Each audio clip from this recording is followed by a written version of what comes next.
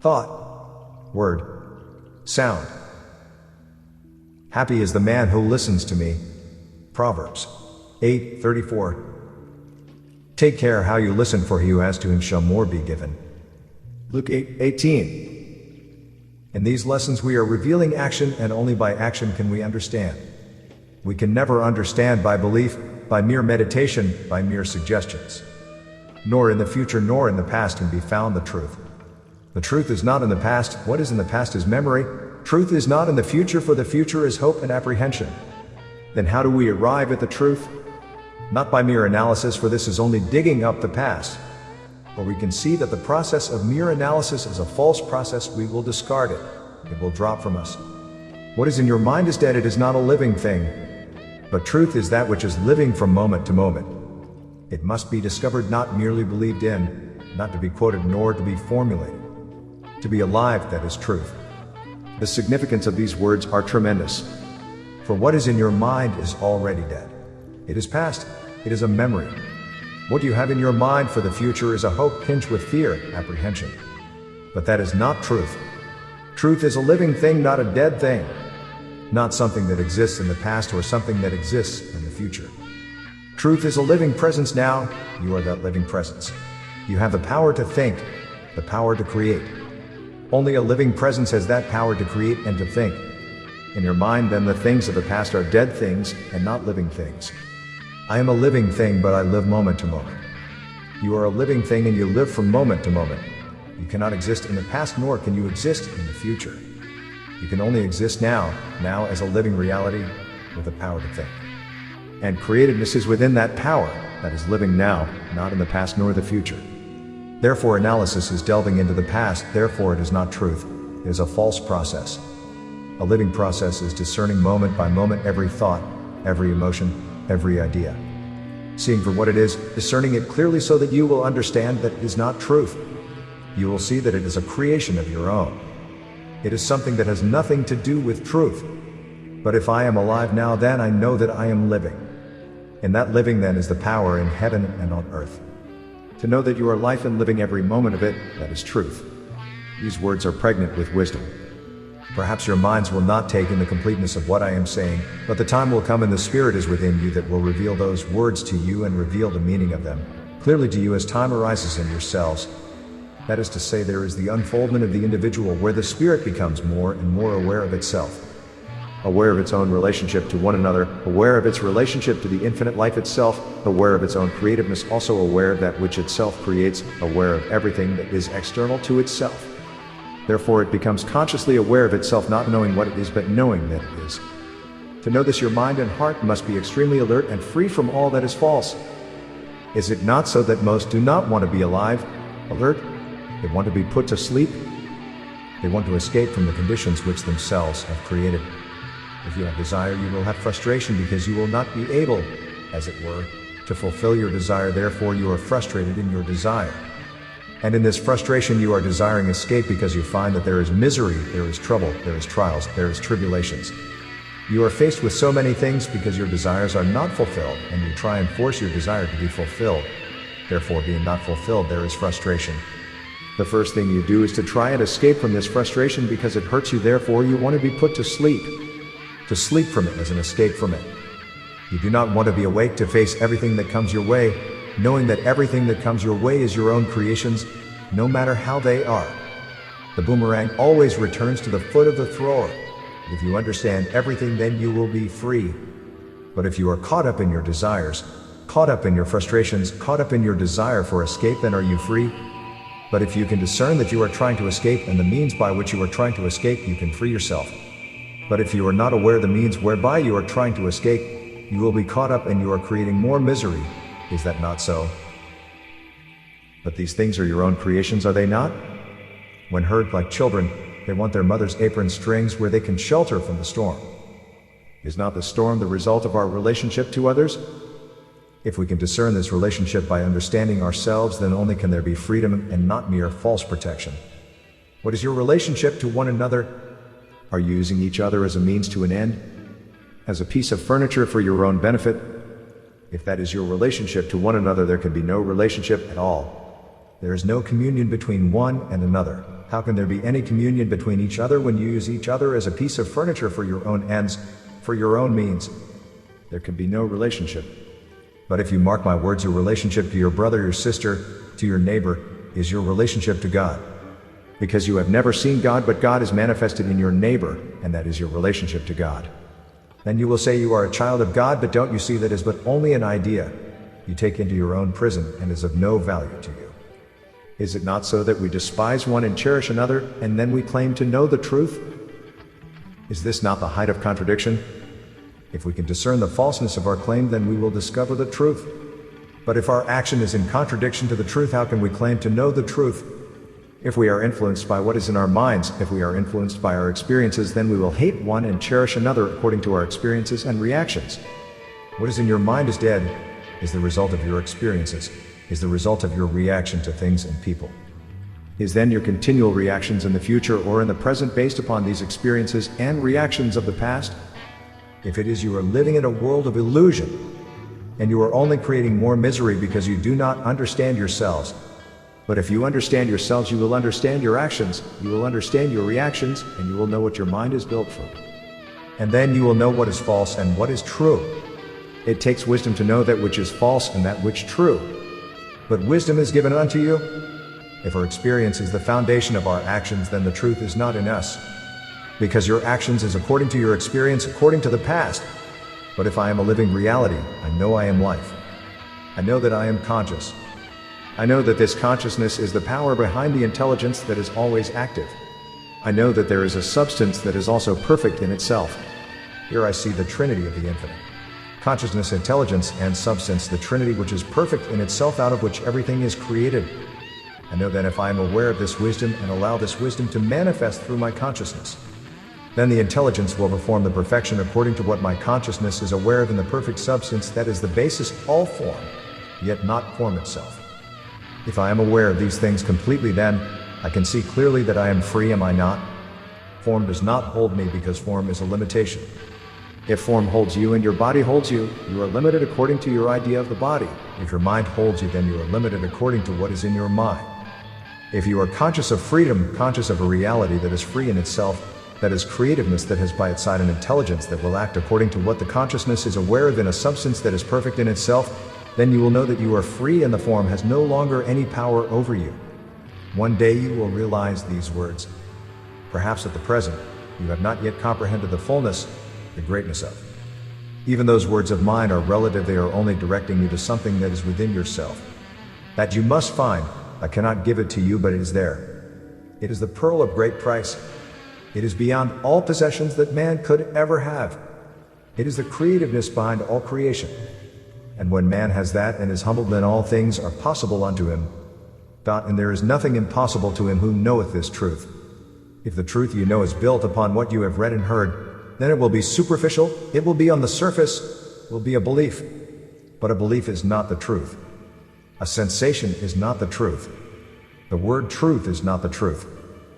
The truth is a living nest that exists moment to moment. And only is it in that moment, and that moment is eternity. And every moment is eternity. Only now is eternity. Past and the future is in your mind. How can that be eternity? If you could only realize that that is dead material. A living material is now. What I am saying at this moment, and when I have said it, it is past. In your mind it is dead. In yourself it is living, because it will bring into operation that livingness that is yourself. The truth you know is built upon what you have read and heard, then it will be superficial. In discovering the truth, we must each search our minds to see what is false. We must not merely enjoy what another is playing. We must not fill our minds and hearts with the song of another, for that is not your song. You just become another gramophone, changing the records according to your moods. We must become musicians, each one of us, not merely listening to another. Therefore, we must understand the creations of the mind in reaction to others, to things, to the external. The creations you have created in your own mind, which you think are true, which you think are eternal, but they are entirely false. These are your creations to things external to yourselves, according to your own experiences, according to your reactions, so you create in your mind. And each and every one of you creates something different. There is one living thing that is the same in you and me, and that is life itself, and that is the only reality because it's alive and living. You react to conditions and people according to your experiences of the past, your hopes of the future. In your mind you create a pattern which you want to follow. Therefore your reactions are according to the pattern you feel exists in your mind. We must see the falseness of these creations, then we will not fill our hearts and minds with these creations, for if we do we will be filled with ashes and not truth. Truth is eternal and ever present. We must empty the heart of all that is false. Then there is the song that cannot be destroyed or perverted because it is not put together by the mind, it is beyond mind, and when the mind is quiet you will hear that song, the song of all creation. It is not an idea. It is not a word. It is something that you hear beyond your mind. It is the creativeness within yourself. It is the Word that was in the beginning. The Word was with God, and that Word was God, and the Word became flesh. It is this great knowledge of wisdom handed down by word of mouth, so that those masters teaching to those masters to come, the knowledge and wisdom behind all creation. And the secret eventually revolves itself into one thing: love. Here was the perfect thing behind all things. And Jesus said, "Love your neighbor as yourself." What I am doing tonight before going into the hidden secret of the is to get the mind clear of all that hinders the true expression of the word of creation. Without a clear mind there can be no true expression. That is why I say that we must become each one of us musicians and not merely gramophones repeating the song of another or merely repeating the word and listening to our words. It is the word of creation that we must hear in our own hearts, not listening to a word we ourselves create but listening to that word of creation when the mind is quiet, when the mind is no longer perturbed by opposites. Where the mind is no longer perturbed by memories, where the mind is no longer perturbed by fears or hopes, where there is a complete understanding of the living presence that is eternal and ever present. And that power being above all other powers situated, is the consciousness of man. And what the consciousness is aware of, so does the intelligence fulfill in the perfect substance which is the mind of God. You cannot think outside God, you can only think inside it because there is no outside it. Therefore when the mind is clear of all opposites, of all fears, of all doubts, then that quiet now I hear the sound without leaving it in the depth I hear it. That's the nada. Have you heard the nada yet? Where your mind is peaceful and quiet, then the nada will sound. The sings through your consciousness, and you are caught up in the the creativeness of all things and behind all things. It is the sound of sounds. It is the matrix of all sounds. The matrix of all creation, as thought and sound make up all form. It is not merely changing our character that we want, for the word of creation can never be caught up in the net of time like character. Character can be changed, but the word of creation never. For instance, if you are born in a certain country, you have certain influences, certain molds of character which are shaping the mind. But in other countries the same is going on, shaping the mind in a different way. Thus character can be changed, modified, enlarged, etc. But character is not the word of creation. Therefore, to understand the sound of the word of creation fully, character conditioning must cease. Through discerning this conditioning and understanding it, you are brought up a certain way, you are conditioned that way. You go to a certain church, you are conditioned that way.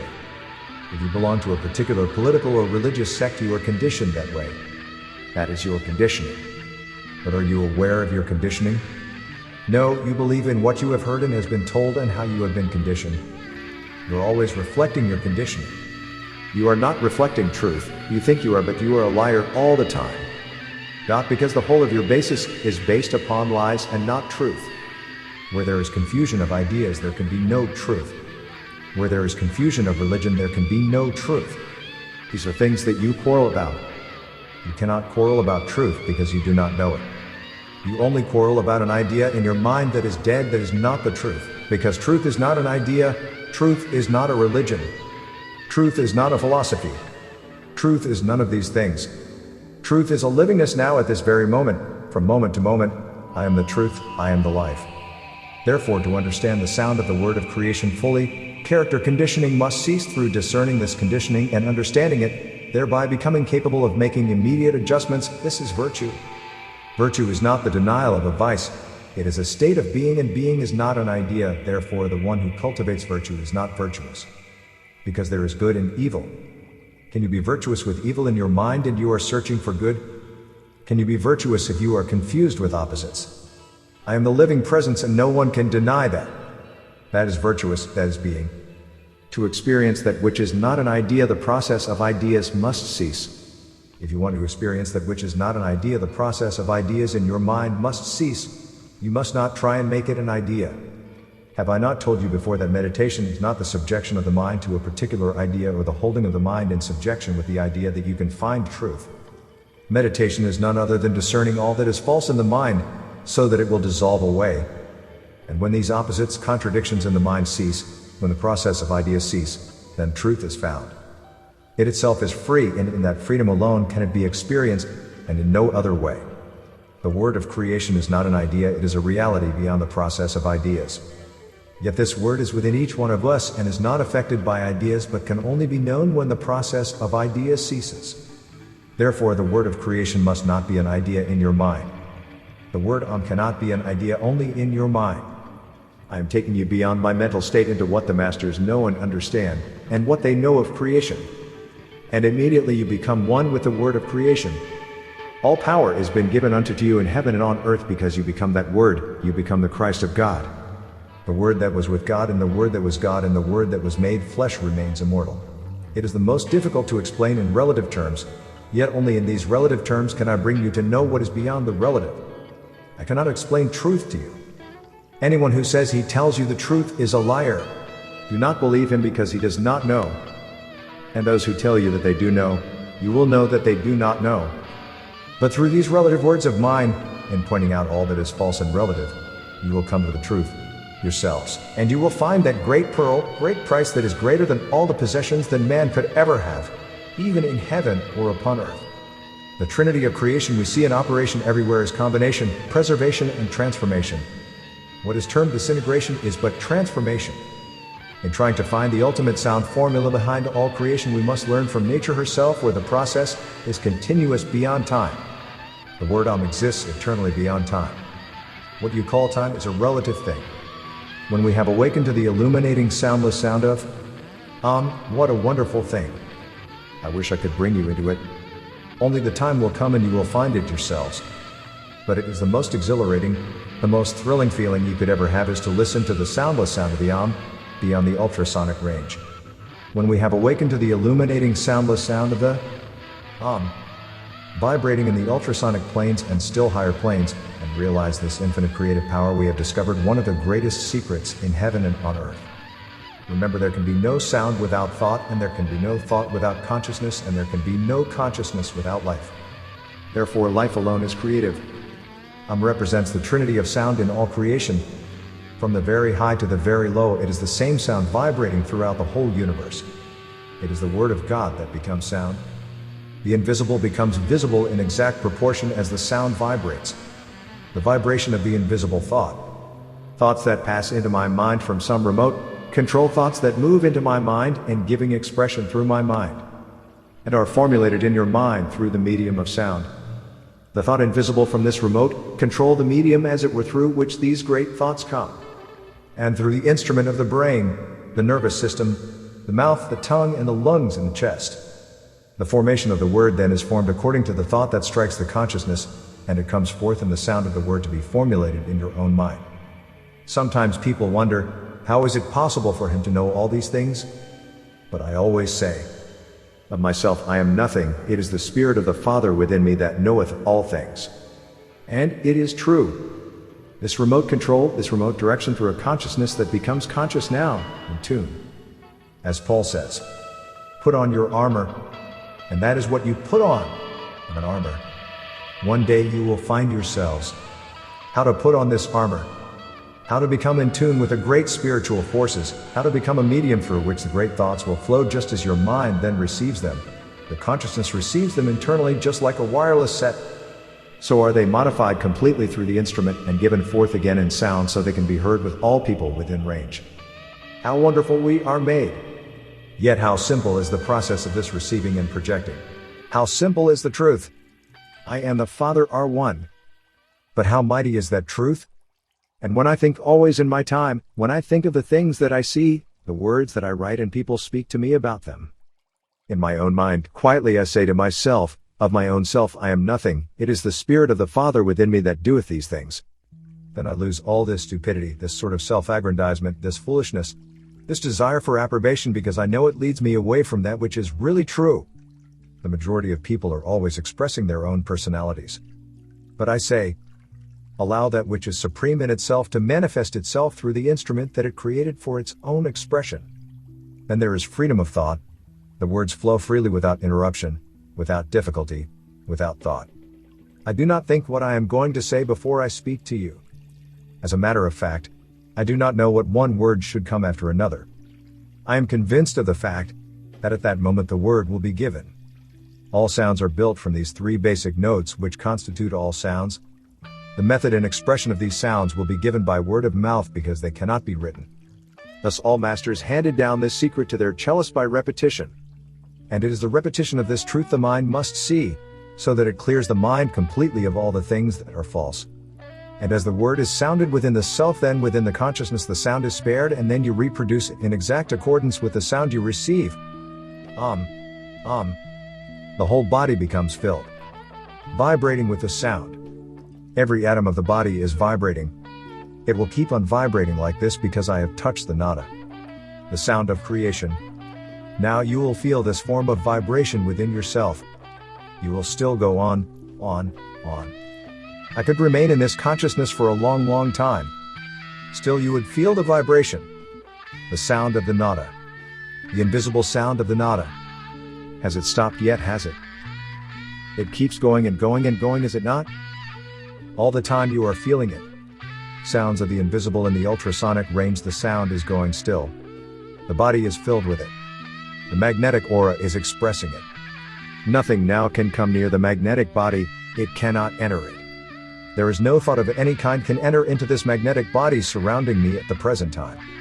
It is only when I give way to any conditioning or condition myself according to what is external to myself, then these things float through the magnetic body in and influence the mind. Invisible thoughts and form. But immediately I take the consciousness away from the sound of the creative word, the vibration ceases. That I have done for 7 days on end without stopping day or night. That is meditation, but it only comes when the mind is clarified and cleared of all that is false, all beliefs, all ideas, all things that are hindering the expression of that perfect word that was in the beginning. I do not create that word created me. It exists in me eternally. I am that word. I am the living expression of that word. The repeating the when the mind is clear of hindrances has a tremendous power. It is not repeated as from an idea, but is given expression from within when the process of ideas has ceased. The word is chanted as from within the soul and expressed outwardly, affecting every atom and cell in the body and beyond. It protects the magnetic body from other influences that may come from without, as I have already explained.